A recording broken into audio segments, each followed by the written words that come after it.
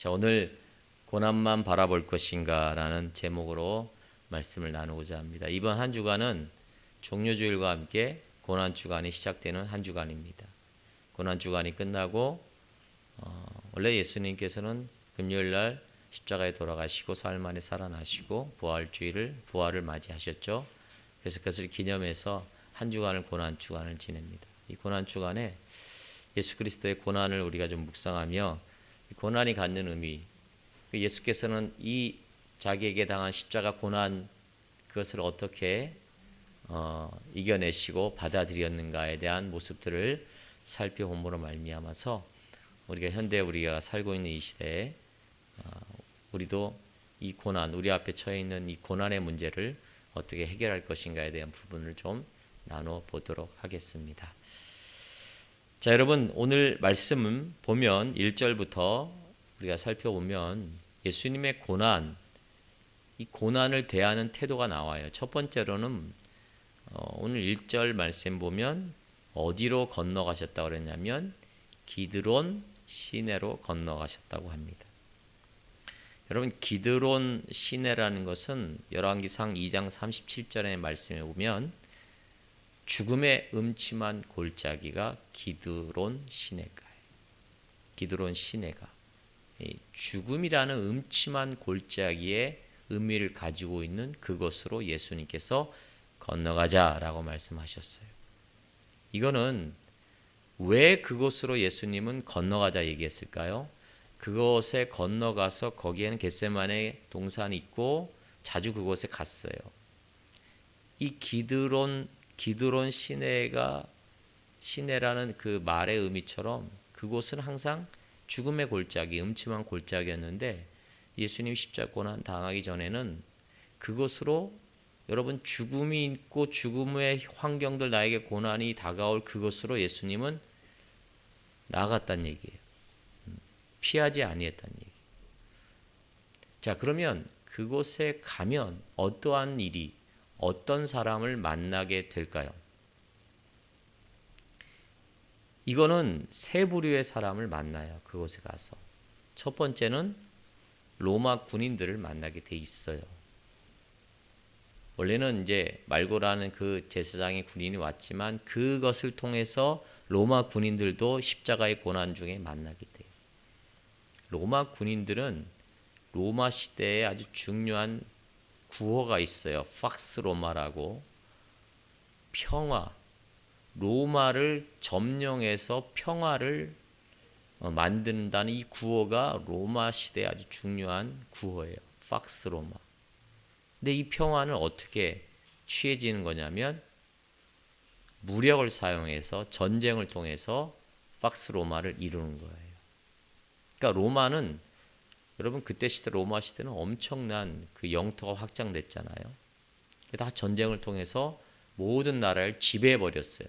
그리고 주는 평화를 추구한 나라가 로마예요. 그 로마가 있는 그 시내 기드론 시내를 향해 걸어가신 예수님.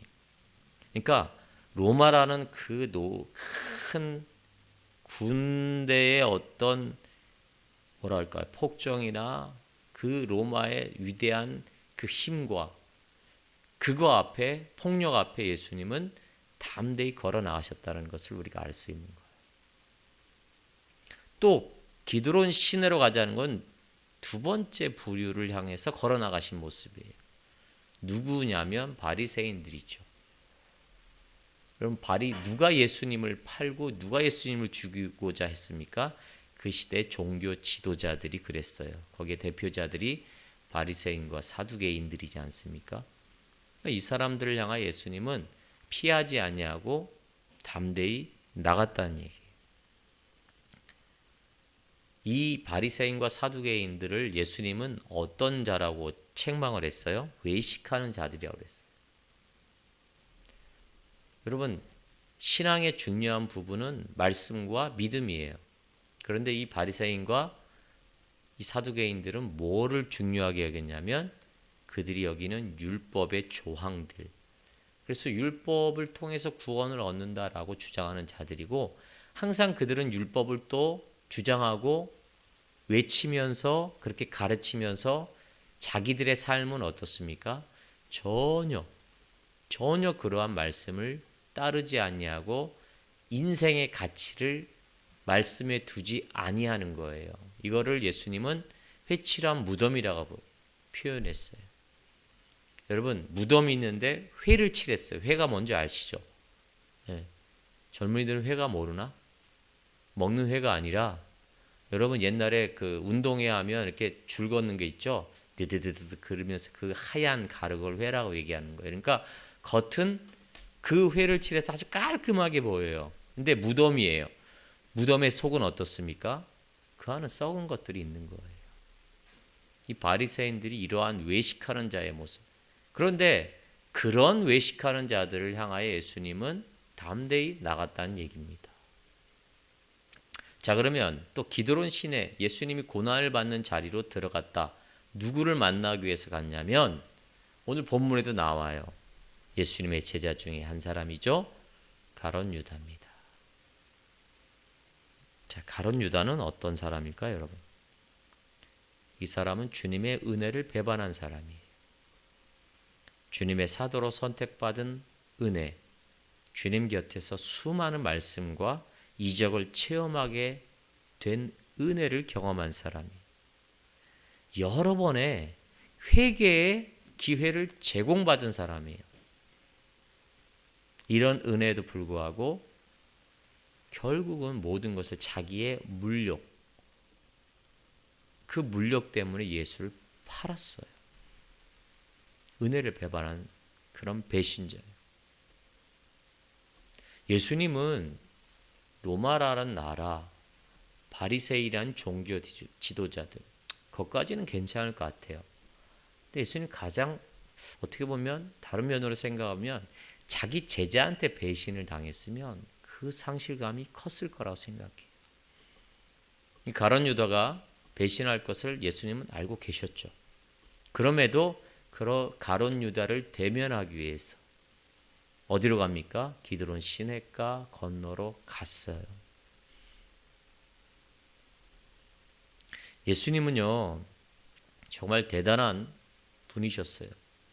그 고난을 두려워하지 아니하고 그 고난을 향하여 묵묵히 나아갔습니다. 이런 주님의 모습을 통해 우리가 좀 깨달아야 될 부분이 있어요.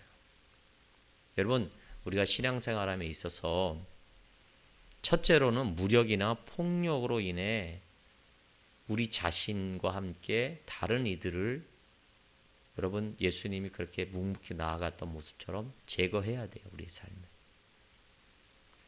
우리 안에 그 폭력성이 얼마나 많은지 모르죠. 저도 살아가면서 가정생활하고 여러 가지 생활할 때 이 폭력성이 우리 안에 너무나 많이 드러나는 걸 볼 수가 있어요. 여러분, 그 폭력성은 좋은 게 아니에요. 그러기에 우리 안에 날마다 시시때때로 일어나고 있는 이 폭력성에 대한 부분들을 그럼 담대히 우리는 믿음으로 신앙으로 이겨내야 돼요. 그게 예수님이 고난을 향해서 이 로마를 향하여서 담대히 나아갔던 신앙의 모습을 통해 알 수 있는 거예요. 그리고 우리는 외식주의를 버려야 돼요. 여러분, 우리 안에 정말 바리새인과 같은 모습의 외식주의가 너무 많은 것 같아요. 이 외식한다라는 의미는 뭐냐면 겉으로는 열심히 신앙생활하는 것 같아요. 그런데 결국에는 삶이 변화되지 않으면 그건 외식하는 자예요. 그런데 더 큰 문제는 뭐냐면 내가 외식하고 그것에 대해서 하나님 앞에 신앙 앞에 고민하지 않아요. 바리새인과 사두개인들은 전혀 자기가 그 외식하는 것에 대하여 전혀 자책하지 않습니다. 회개하지 않아요. 당연한 걸로 여깁니다. 그것을 또 이용해요. 여러분, 그리스도인이라면 우리가 신앙생활하는 가운데 있어서 가장 중요한 건 우리 중심의 외식된 모습들을 발견하고 그것에 대한 회의를 느끼고 그것을 하나하나 제거하는 이 신앙의 모습이 고난주간에 우리들에게 필요한 거예요. 이것을 위해 예수님은 기드론 시냇가로 나아가셨다는 것입니다. 세 번째로는요, 나에게 작은 손해나 이익 때문에 주님을 배반하려는 이 모습을 우리는 이겨내야 됩니다. 주님의 고난을 우리가 생각하면서 우리가 본받아야 될 것은 신앙을 이용하고 신앙에 내 어떤 손해나 이익, 그것으로 예수를, 우리의 신앙을 팔아서는 절대 안 된다는 것입니다. 우리 삶 가운데 얼마나 그런 경우가 많은 줄 몰라요. 결정적인 순간에는 예수를 모른다고 합니다. 결정적인 순간에는 정말 하나님의 가치와 성경적 가치로 판단하지 않습니다. 이러한 모든 것들이 우리가 주님을 판 가룟 유다의 모습과 같습니다. 여러분, 가룟 유다에게 회개의 기회가 많이 주어졌죠. 우리들에게도 회개하고 돌아설 기회들이 수없이 많이 우리들에게 주어지고 있는 현실의 모습에서 여러분 돌이키셔야 됩니다. 예수님이 이러한 세 가지 부류와 세 가지 신앙의 모습을 향하여 그것을 외면하지 아니하시고 돌이키지 아니하시고 담대히 그것을 향해 나아갔다라는 이 말씀의 방향성을 우리는 기억하시면서 이 세 가지의 의미를 우리의 삶에 꼭 기억하시고, 고난을 생각할 때 주님이 담대하게 맞이했던 그 고난의 모습들을 우리가 본받아서 하나님 앞에 온전한 부활의 영광의 모습에 도달하는 그러한 신앙의 성도님들 되시길 부탁드리겠습니다. 두 번째로는요, 예수님의 고난의 모습에서 우리가 배워야 될 점은 내로라. 이 가룟 유다와 함께 예수님을 잡으려고 온 사람들한테 당신들이 찾는 사람이 누구요? 물었어요. 몇 번 물었을까요? 2번 물었어요. 나사렛 예수를 찾습니다. 그랬더니 그게 나야. 그게 납니다. 이거 헬라어로 하면 에고엠이에요. 그게 나다. 라고 2번이나 얘기해요. 통상적인 것은 누가 나를 잡으러 왔으면 어떻습니까? 여기에 나사렛 예수가 있습니까? 누가 있습니까? 그러면 우리는 숨기죠. 당신입니까? 아닌데요. 당신입니까? 아닌데요. 근데 예수님 어떻습니까? 크게 나다. 라고 지금 담대히 2번씩 얘기해요. 그랬더니 예수를 잡으러 온 사람들이 2번째 반응에서는 놀라서 뒤로 물러섰다고 얘기했습니다. 보통 피하기 막상인데 예수, 저 사람은 그것을 피하지 않고 자신 있게 나다 라고 얘기하고 있어요. 여러분, 예수님은 도피하지 않으셨어요. 피하지 않으셨어요. 이거는 고난을 향한 예수님의 자발적인 발걸음이었단 말이에요.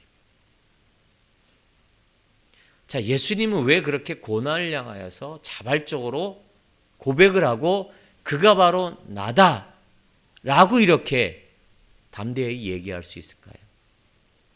여러분, 우리의 신앙의 모습에서도 우리가 그리스도 성도의 정체성을 드러내는 그 현장에서는 그게 바로 나다. 내가 바로 그리스도인이다. 내가 바로 예수님의 제자고 성도라는 이것을 담대하게 고백해야 될 줄 믿으시길 바라겠어요. 이 담대함의 모습이 우리들에게 필요해요. 예수님은 잡히는 순간부터 고난이 예비되어 있었어요. 자, 그러면 왜 예수님은 그 사람들에게 2번씩이나 그게 바로 나다, 에고에입니다 라고 얘기했을까요? 이건 예수님께서 자신의 정체성을 드러내기 위해서 그렇게 그것이 바로 나다라고 얘기한 거예요.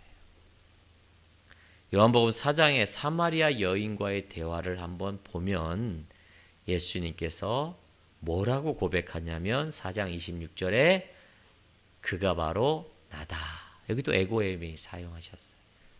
어떤 의미? 내가 바로 당신이 찾는 그 메시아가 맞다라고 고백했어요. 말씀하셨어요. 예수님의 그 3년의 공생애를 잘 보세요. 예수님이 자기 자신을 드러낼 때가 어느 때였는지 아세요? 예수님께서 많은 사람들을 고치시고 기적을 행하시고 그럴 때 그 많은 사람들이 예수님을 왕으로 섬기고 왕으로 추대하려 할 때 예수님 어땠습니까? 그래, 내가 왕이다 얘기한 적 없어요. 다 그 자리를 피하셨습니다. 그런데 예수님은 어느 때 자기의 정체성을 확실히 드러내냐면 내가 바로 하나님의 아들이고 하나님이고 내가 바로 이 세상의 메시아라고 드러낼 그 환경에서는 예수님은 자기의 정체성을 드러내십니다. 그것을 드러냄으로 말미암아 자기가 죽을 것이라고 고난을 받을 것이라는 것을 명시할지라도 그때만큼은 예수님은 자기의 정체성을 드러내셨다는 것입니다. 여러분, 우리가 이 예수님의 그 고난을 대하는 태도, 너희가 찾는 그 사람이 바로 나다. 나는 하나님이 나를 보내시고 이 땅의 모든 인류를 위해 십자가에 죽을 그 메시아가 맞도다라고 고백하는 거예요. 나사렛 예수가 맞다. 한 개인이 아니라 하나님의 일, 구원의 일을 이룰 그 메시아가 내가 바로 맞다라고 확실하게 드러내는 거예요. 거기에서 예수님은 도피하지 않으셨어요. 담대하게 고백하셨습니다.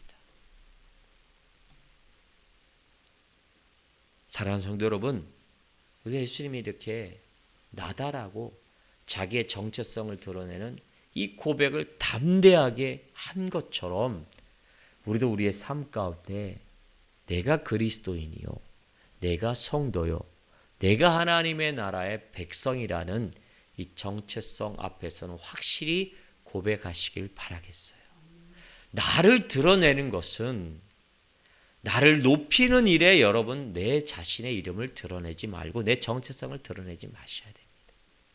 오직 우리가 드러낼 것은 내가 성도된 자요 그리스도인이라는 사실을 드러내는 말과 행동과 향기를 바라면 되는 것입니다. 이게 고난을 당하신 예수께 배워야 될 우리들의 모습이에요. 할렐루야. 여러분, 이러한 모습이 우리들에게 필요한 거예요.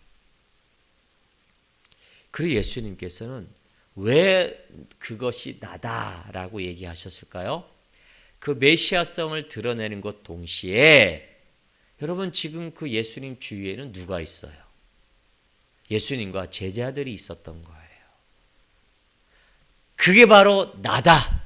이 말에 포함된 건 나만 잡아가면 된다라는 거예요.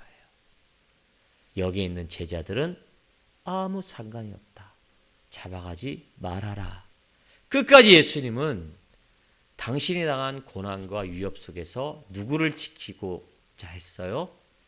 제자들을 지키고자 했어요.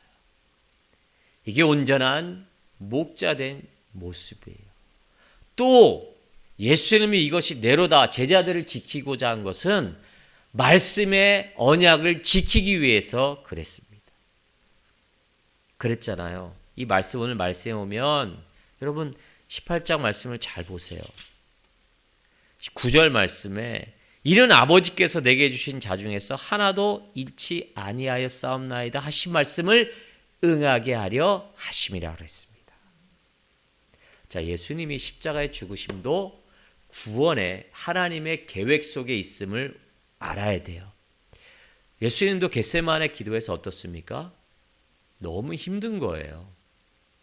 인간의 몸을 입었기에 그 고통과 그 환난을 딱 예수님이 아셨을 때도 힘들었어요. 그래서 어떻게 해요? 하실 수 있거든. 이 잔을 내게서 옮겨달라고 얘기합니다. 충분히 이해가 돼요. 그러나 아버지의 나의 원대로 하지 마시고 아버지의 뜻대로. 그러니까 예수님은 뭐든지 아버지의 뜻대로 이 고난의 길들을 순종하셨던 거예요. 담대히 나갔던 거예요. 그리고 구약의 예언의 말씀들을 제자들을 향한 그 예수님 자체를 향한 구약의 말씀을 이루기 위해서 예수님은 그 길을 가셨던 거예요. 근데 그 길에서 바로 내가 메시아다, 바로 이 제자들은 하나도 잃어버리지 아니하실 그 말씀만 바라보며 그렇게 도살장에 끌려가는 어린 양처럼 끌려가셨던 거예요. 여러분, 이 길을 우리도 가야 돼요. 우리가 삶에 사는 목적은 우리는 그리스도인이요 하나님의 성도라면 이제는 하나님께서 우리를 향하여 택하시고 부르신 목적대로 가야 돼요. 아멘. 그게 우리 신앙의 여정에 아주 많은 부분들을 차지하는 것이 믿음이 좋은 사람들이에요. 신앙이 좋은 사람들이라고 볼 수 있는 거예요. 그러니까 하나님 우리를 하나하나 다 부르시면서 어떤 사람은 질그릇으로 뽑되 어떤 사람은 좋은 사기 이런 그릇의 양대로 그릇의 용도대로 우리를 부르셨단 말이에요. 그 하나님이 원하시는 뜻대로 우리를 부르셨기에 그 뜻을 발견하고 그 뜻대로 살아가야 되는 것이 우리의 참된 인생의 목표가 되어야 된다는 것입니다. 나의 뜻대로 나의 어떤 생각대로 가기보다는 하나님이 원하시는 뜻, 예수님을 부르시고 이 세상에 보내신 하나님의 뜻대로 고난 받기를 자청하여 나아갔던 것처럼 또 말씀을 응하게 하시기 위해서 그 뜻대로 걸어가신 것처럼 우리도 그러한 삶을 걸어가야 돼요. 그것에 축복이 있는 거예요. 그것에 우리의 인생의 목표와 인생의 결과들과 인생의 참된 의미가 거기에 있는 거예요. 이것을 구별하지 못하고 그것을 깨닫지 못한 자와 그것을 깨달은 자의 삶의 질은 확실히 틀릴 줄 믿으시길 바라겠어요. 그런데 그 길은 십자가의 길이래요. 앞뒤 옆에 사람과 고백합시다. 당신의 길은 십자가의 길이래요. 고백하라니까요. 십자가의 길이래요. 내가 강원도 말로 해서 못 알아듣나요? 십자가의 길이래요. 십자가의 길이래요. 여러분, 예수님이 나간 그 십자가의 길을 가길 원하시는 분이 여기에 과연 몇 분이 있을까요? 권사님, 그 십자가의 길을 가시렵니까? 안 가신대.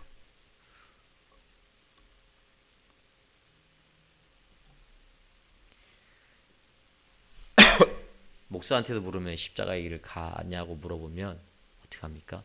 근데 그 십자가의 길을 가야 돼요. 누구나 가야 돼요. 근데 예수님이 지신 그 십자가의 고난의 길 여러분 아시죠? 여러분 채찍을 당하시고 머리에 가시멀리관 쓰시고 그 골고다까지 그 무거운 자기 십자가를 지고 가는 거예요. 그리고 십자가에서 손과 발에 못을 박히시고 옆구리에 창을 찔리시고 피가 다 빠지시는 고통 가운데 운명하셨어요. 여러분 로마 사람들은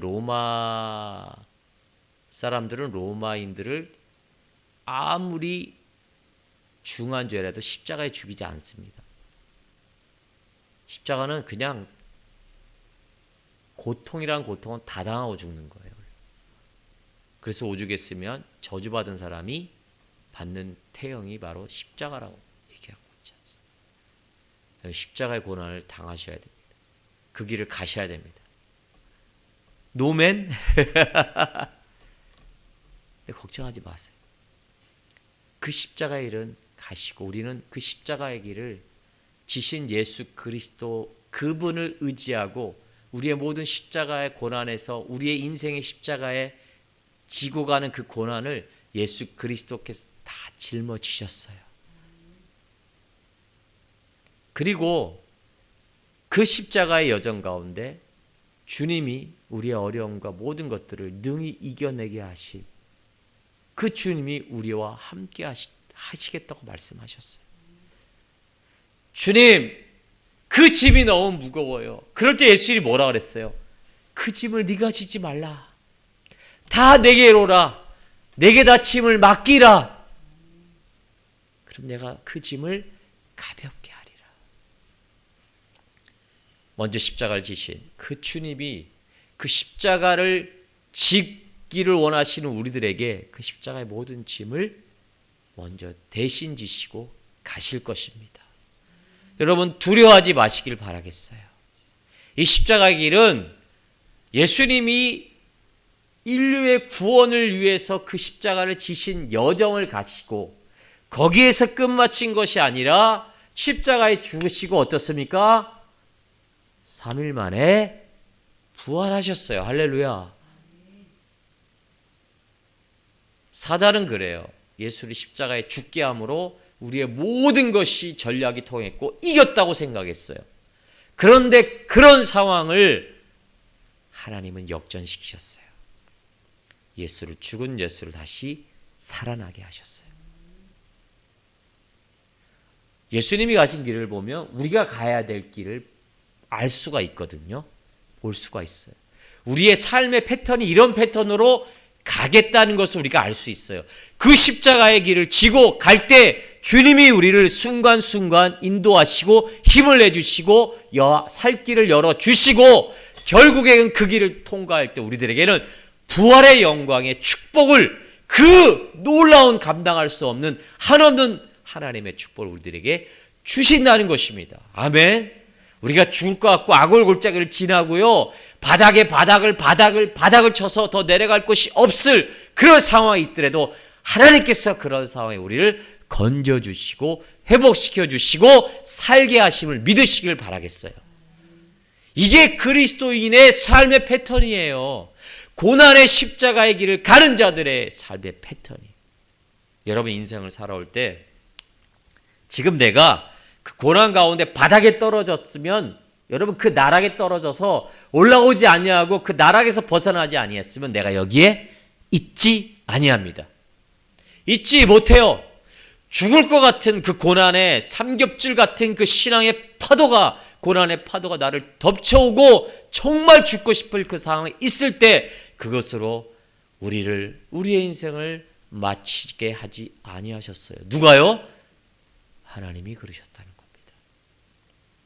순간순간 우리를 불러주시고 건져내시고 하나님을 바라보게 하심으로 모든 환경에서 하나의 빛을 봐요. 엘리야가 그렇게 기도할 때 저 지평선에서 손바닥만한 구름을 보았듯이 우리 인생에서 그런 손바닥만 구름을 보게 하시고 그 구름으로 말미암아 엄청난 비가 오게 하셨던 것처럼 그렇게 우리를 인도하신단 말이에요. 우리는 어떻게 하면 됩니까? 그 예수를 신뢰하고 그 길을 걸어가면 돼요. 그 끝은 영광의 길임을 믿으시길 바라겠어요. 근데 한 가지 문제가 있어요. 여기서 베드로가 또 사고를 쳤네. 우리 베드로 형은 참 사고를 많이 쳐요. 배 형은 다혈질이야. 왜 다혈질일까요? 내가 추측컨대 이 베드로는 어느 출신이냐면 어부 출신이에요. 제가 하나 질문을 드릴게요. 베드로가 가난하고 무식했을까요? 부자고 무식했을까요? 응?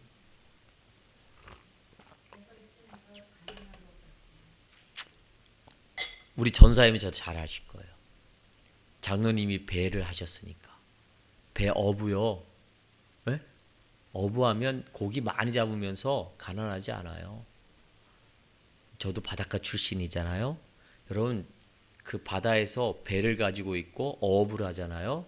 중상층이에요. 중상층. 어느 학자들은 그렇더라고. 베드로가 그 갈릴리 그 해변에서 고기를 잡아서 그 고기를 훈제해가지고 말려가지고 유통함으로 부자였을 거다. 이렇게 얘기해요. 동의를 안 하시는 것 같아요. 부자였어요. 근데 이 베드로에게는 항상 문제가 뭐예요? 성격이 다혈질이에요. 바닷가 사람들의 성격이 다혈질이에요. 인천 사람들은 짜고요. 아주 짜요. 짜다 그러죠. 그래서 코로나도 잘 안 걸리는 거예요. 동해 사람들은 그 짠물 영향을 많이 받으면서도 순진한 건 왜 그럴까요? 이상해요. 근데 뱃사람들의 공통점은 엄청나게 다혈질이에요. 저도 그거 다혈질 많아요. 옛날에 그랬죠. 제가 아는 분은 형제하고 둘이 배를 나가서 배 작업을 했는데 바다 한가운데 싸움을 한 거예요. 여러분, 한 30분 나가면 뱃기로 많이 나가는 거죠. 그 화를 못 참아서 바다 수영해가지고 집에 왔어요.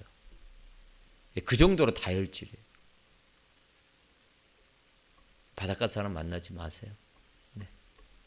근데 베드로의 문제는 다혈질이었어요. 욱한 거죠. 예수님을 잡으러 오는 그 말고의 귀를 어떻습니까? 잘라버렸어요. 자기 칼로요. 저 같았어도 잘라버렸었을 것 같아요.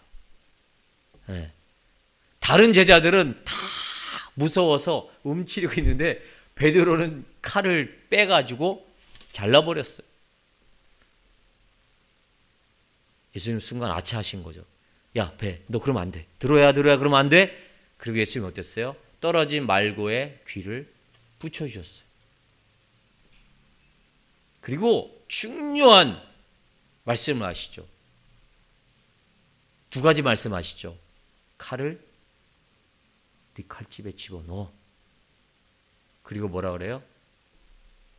내가 이름으로 내 갈 길을, 내 잔을 내가 마시지 않겠느냐?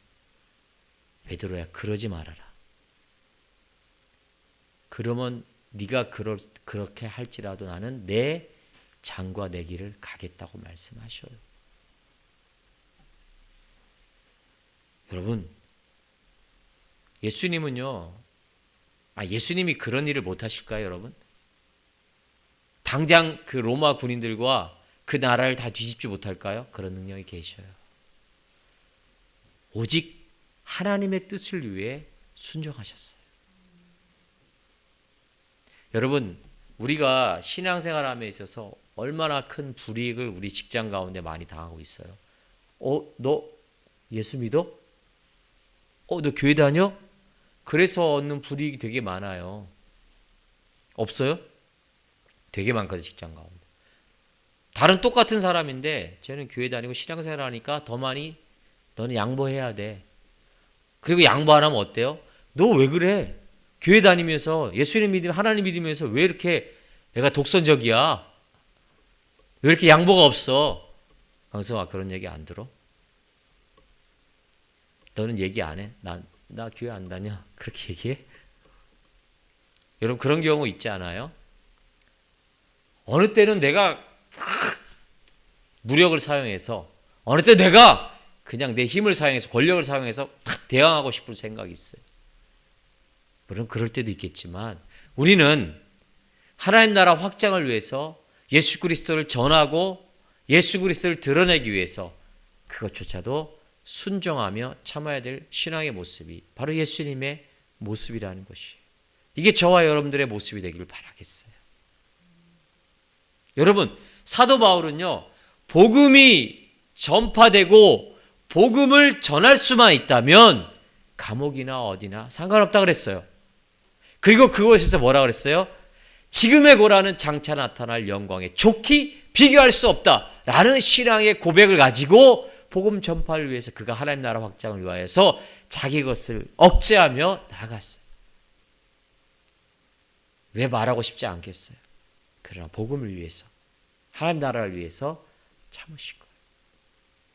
여러분, 이러한 순종의 모습이 저와 여러분들에게 나타나길 부탁드리겠습니다. 자, 이런 예수님의 모습, 기드론 시냇가로 갔다라는 이 모습, 거기에 담겨진 영적인 의미들을 우리가 좀 생각을 해봐야 돼요. 그리고 그곳에서 일어났던 자신의 정체성을 드러냈던 예수 그리스도의 그 모습, 그리고 오직 하나님의 뜻과 그 구원의 계획을 위하여 자기 자신을 낮추며 자기가 하고 싶은 것들을 자제하며 순종하셨던 이 예수의 모습, 이게 고난을 앞에 두신 예수님의 모습이었어요. 이게 저와 여러분들의 모습이 되어야 됩니다. 그래서 고난만 바라볼 것인가? 아니요. 고난 뒤에 있는 그렇게 순종함으로 죽으심으로 그렇게 하나님 앞에 나아갔던 예수님은 고난으로만 끝난 것이 아니라 그 뒤에 하나님의 부활의 영광, 그것을 하나님께서 보여주셨고 그것 또한 우리들에게 보여주실 줄 믿으시길 바라겠어요. 그래서 여러분, 고난만 바라보는 것은 기독교가 예수 그리스도를 편협하게 바라보는 겁니다. 우리는 여태까지 예수님의 고난만 바라봤어요. 고난의 아주 중점, 핵심이 거기에 있었어요. 그래서 고난 받아야 고난 아니에요. 고난만 바라보지 마세요. 고난 뒤에 나타날 영광을 바라보시길 바라겠어요. 고난 뒤에 나타날 우리들에게 대한 축복을 바라보시기 바라겠어요. 우리의 숨쉬고 살아갈 인생의 참된 목표가 거기에 있고 기쁨과 평강이 거기에 있는 것을 바라보시길 바라겠어요. 그럴 때 우리의 신앙이 온전해짐을 믿으시길 바라겠어요. 오늘도 내일도 모레도 우리가 하나님 나라 확장을 위하여 복음을 위하여 우리가 당할 수 있는 고난은 많습니다. 여러분, 세상이 우리를 엄청나게 고난해요. 엄청나게 괴롭히지 않습니까? 예수 믿는 거. 여러 가지 모습으로 불이익을 줄 때가 너무나 많아요. 그럴 때 그 고난을 회피하지 마시길 바라겠어요. 고난을 향하여 담대히 걸어 나가시고 고난을 향하여 담대히 그것을 받아들이시고 그것을 향하여 경험하고 그것을 이겨내실 때 우리 주님께서는 우리를 택하신 그 가운데 기뻐하심 우리들에게 누릴 수 있다는 것입니다. 절대 피하지 마시고 그리고 고난만 바라보지 마시고 그 뒤에 나타날 영광을 바라보시며 남은 한 주간도 승리하시길 바라겠어요. 이 고난 주간을 그렇게 지내실 때 그 예수를 묵상할 때 우리에게 온전한 정말 다른 어느 해보다 기쁜 부활주의를 맞이할 수 있을 것입니다. 그러한 삶으로 하나님 앞에 승리하시길 예수 이름으로 축원드립니다. 기도하겠습니다. 하나님,